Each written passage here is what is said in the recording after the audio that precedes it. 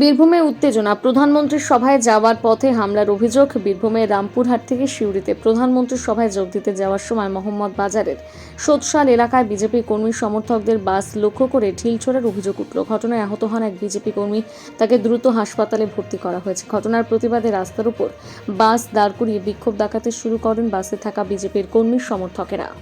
আমরা লোহাপুর থেকে আসলাম, বীরভূম জেলা থেকে।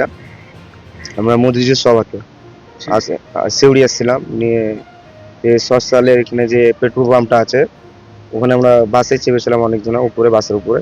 ওখান থেকে একটা মোটা ঢেল ছুড়ে দিয়েছিল। হ্যাঁ, বিরোধী পার্টিরা যে পার্টিরা অন্য পার্টিরা করছে এটা এটা তো তাছাড়া করবে না, ভালো মানুষরা করবে না এটা। হ্যাঁ, এইটাই।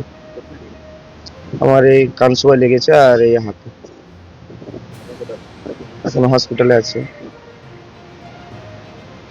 আপনার সাথে যে আজকে আহত হয়েছেন আপনি আমি একা আহত হয়েছি। কোথা থেকে আসছেন?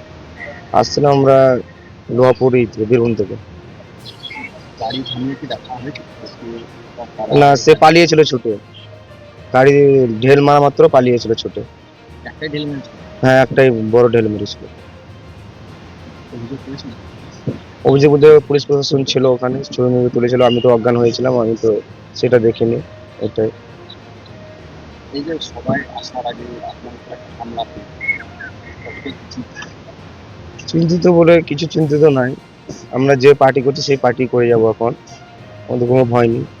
এইটাই, এই বিজেপি পার্টি করছি, করে যাবো। আমার নাম তাপস মাল। পদে নয়, এরকম গ্রামের একটা সদস্য। সবাই যেমন আমরা ইউনিয়ন যুবক, আমরা এই পার্টিটা নিয়ে এসেছি আমাদের গ্রামে। এটাই। বাড়ি লোহাপুর বানসুর, বানসুর আমাদের গ্রাম। রামপুরহাট 2 নম্বর হাসন বিধানসভা।